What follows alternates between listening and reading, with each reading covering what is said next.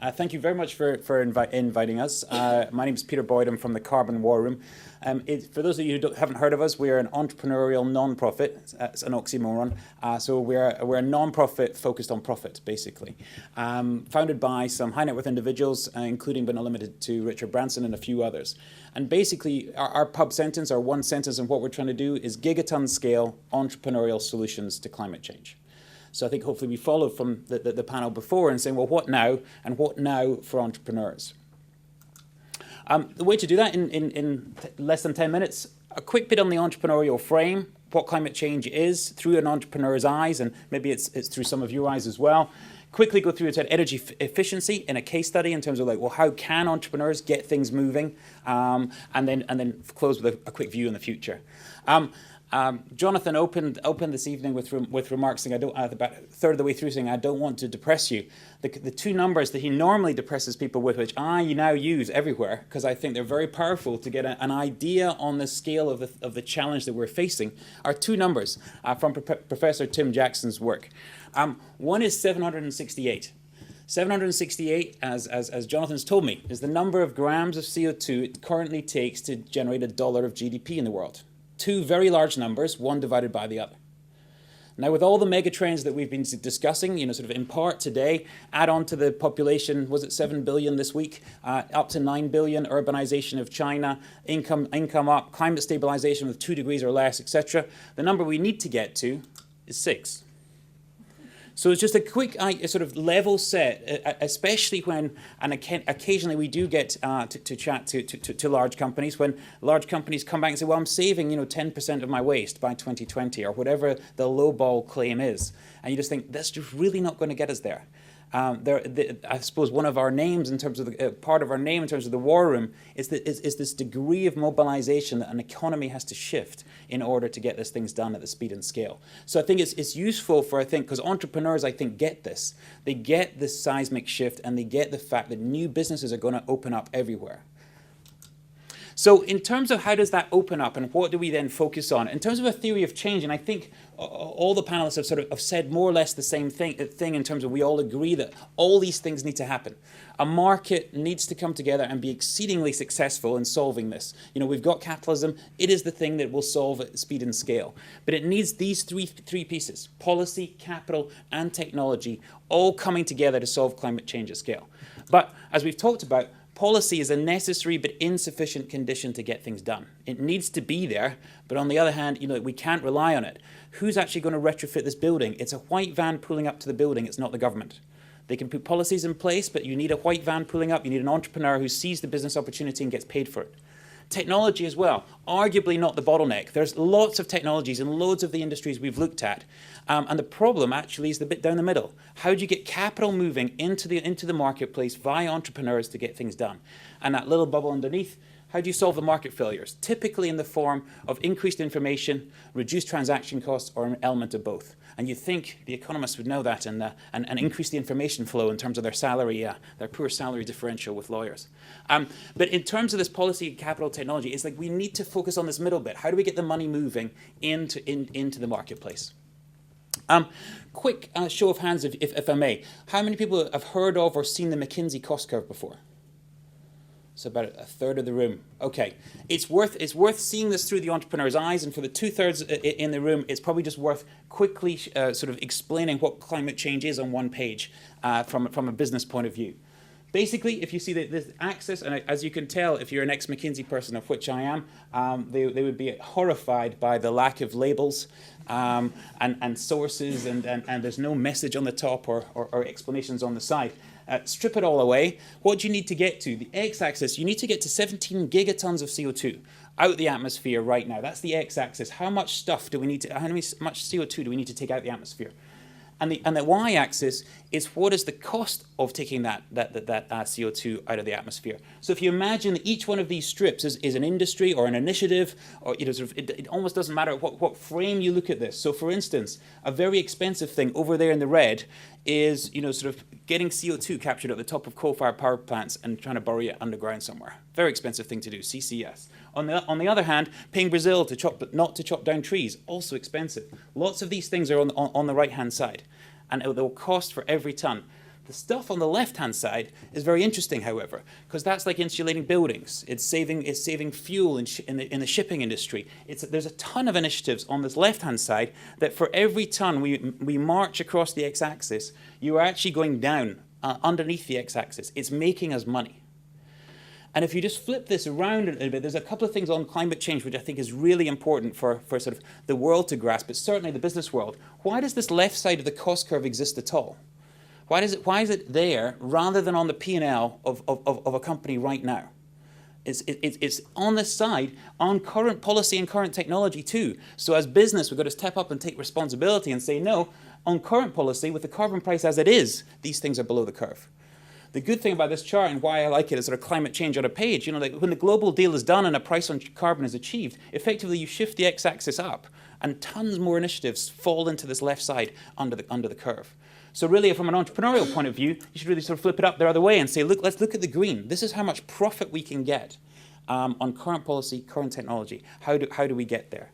I think there is an entrepreneurial force in all the countries that we've worked in that suggests that is there. The other thing that's really quite nice about this graph as well is it clearly shows there's about half the things that will cost us money and half the things that will make us money. As a world, we can solve the problem, but we actually have to do everything in order to get there.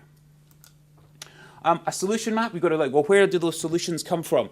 This is just a quick way that Carbon War Room looks at the world, but really, sort of anyone looks at it this way. There's 7 major theaters in terms of where the carbon dioxide problem and therefore solution might be. And then within them, there's entrepreneurial ideas and potentially gigaton scale solutions in just about every single one.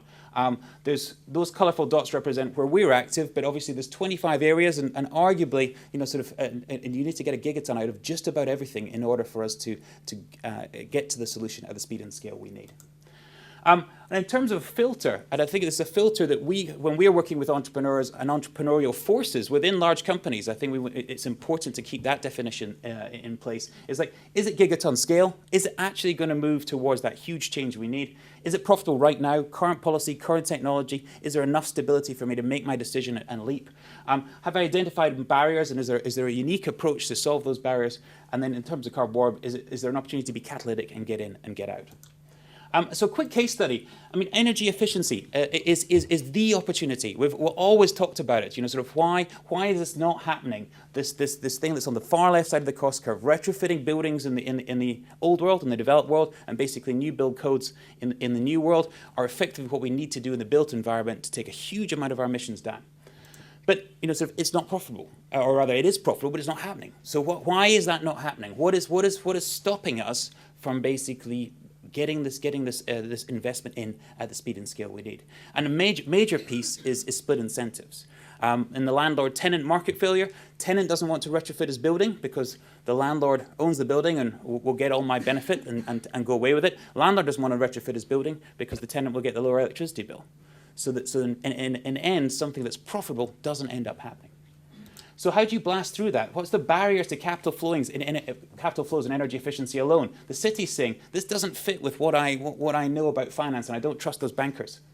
The finance says, this is too fragmented, and those city guys can't package this demand for me. And then the solution providers say, the market demand from the city and the finance community isn't clear for me. And right at the heart of that, you've got the split incentives of the problem. So how do you address that? And we've done a project in terms of called the Green Capital Global Challenge, but other NGOs and other efforts are all trying to do this as well and help the community. How do you facilitate the deals? How do you get the best practices moving around the world? And how do you accelerate the finance mechanisms that are starting to get past this? Some entrepreneurial forces in action, and I just wanted to sort of show how some of these 3 bubbles of policy, capital, and technology all actually come together to actually solve pieces. With legislation that is in place, there's basically a mechanism in America called PACE legislation. And the idea there is you've got a property tax, say, of 100, and an electricity bill of 100. Somebody, a third party, a finance group, pays for the retrofit. So neither the landlord nor the tenant need to actually pay for the retrofit itself. Then after the retrofit happens, the property tax goes up to 110, and the electricity bill goes down to 80.